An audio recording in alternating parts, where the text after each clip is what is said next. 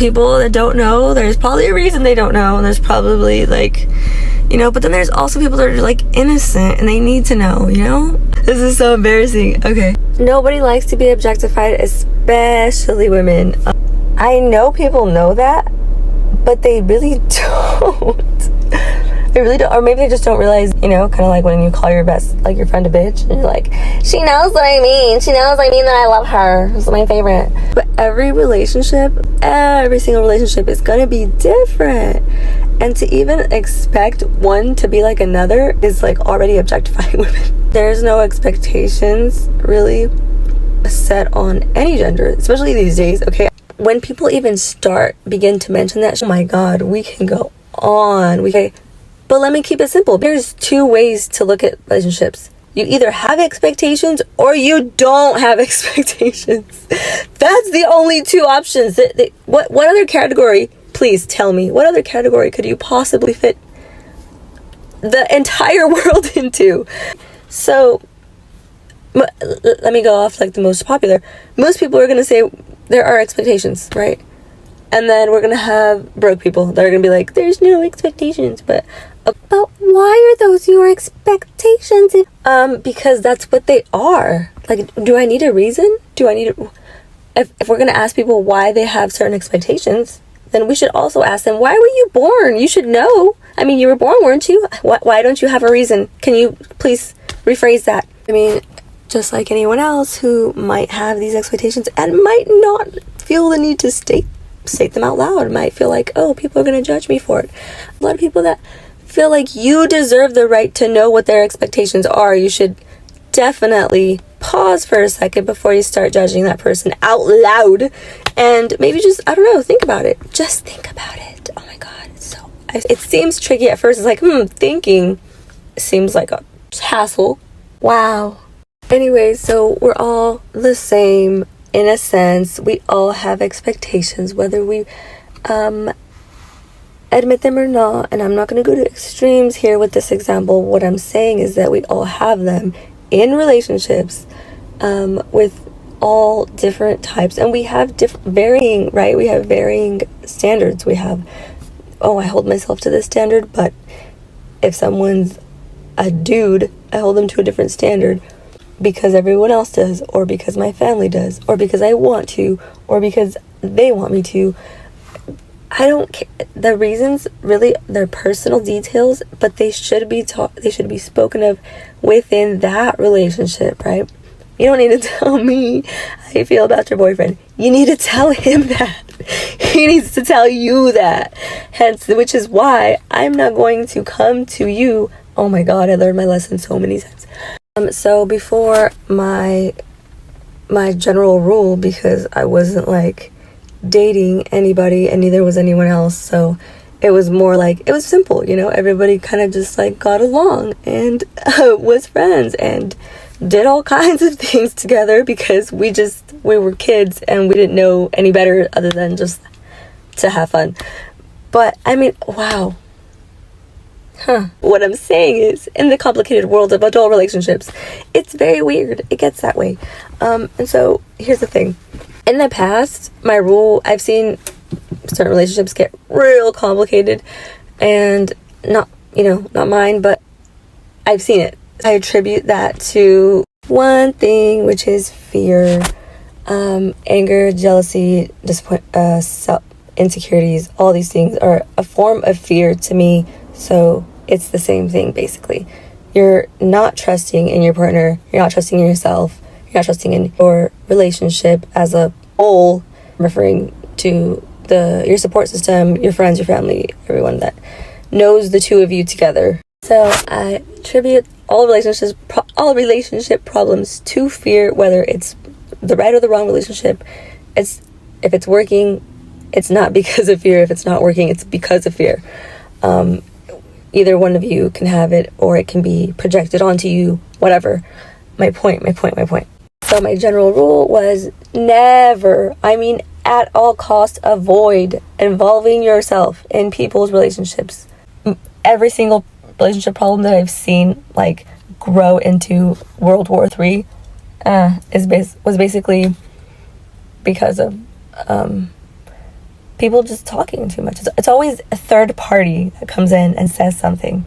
It's always, oh wow. And then one person becomes insecure, or the other starts to doubt the other one. I mean, it's just so prevalent. I can't believe it. It's crazy. We allow a third party to influence our relationships. That should tell us a lot about ourselves, right? And how much faith we keep in our partners. If you're wondering, but how does that affect your friends? If your friends want to help you, they know they should come to you for something, wouldn't you expect them to involve themselves in your relationship? Yes and no. Yes, because they should involve themselves, because your friends are your friends for a reason, right? But a lot of it just has to do with respect. Considering people that respect you are going to consider your reaction to something before they make any sort of decision without your consent, right? So both ways, whether they get involved or not, it's still a matter of respect for you, right? And that says a lot about you and your friend in that relationship. So see how the dynamics are the same here? It's relationship to relationship to relationship. It's all going to be different. You might have a really nosy friend that's like in everyone's business all the time, and you expect to hear certain things from them. So like when they come to you with like, oh, maybe I think this happened, you already know like whether to take it seriously or not. So it just becomes, so eventually like the respect stays the same, because there's an expectation, right, between you two. If this friend is consistently always dramatic, you're gonna know the next time they're dramatic not to take it seriously. So, but if someone that you have a different relationship with has never said something like that, and they come to you with something crazy, you're gonna be like, okay, what's the real reason you did that? Or, you're gonna start to wonder if something happened. So I didn't even realize that I was doing this. Well, I guess, no, okay, let me word that right. I knew I was doing this. I just didn't realize everybody else wasn't. I always thought, like, there's some people, right? But wow, there is an amazing amount of people that just don't give a fuck about anything.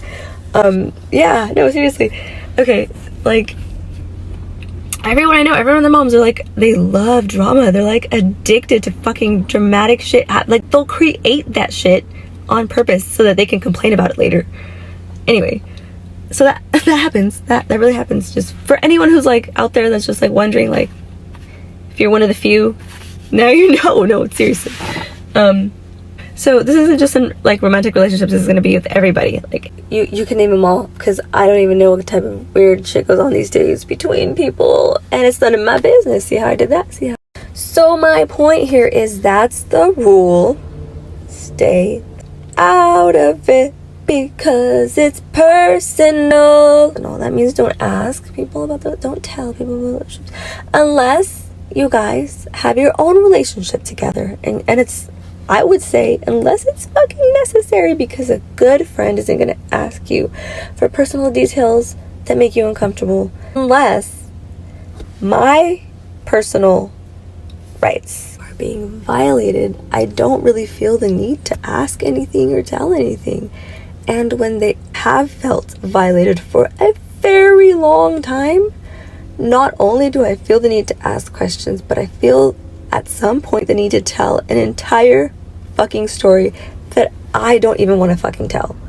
Like, it makes me super fucking uncomfortable, but because so much violation has already gone on, at some point, yes, it needs to fucking stop, obviously. That's what's gonna happen. At the end of the day, we all just need to be grateful for each other. A little more grateful.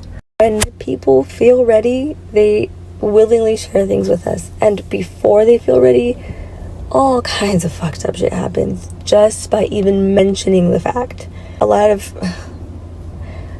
It's unfortunate that a lot of us, we can hear that, we understand it, but we're not living it. Why? I want to know why.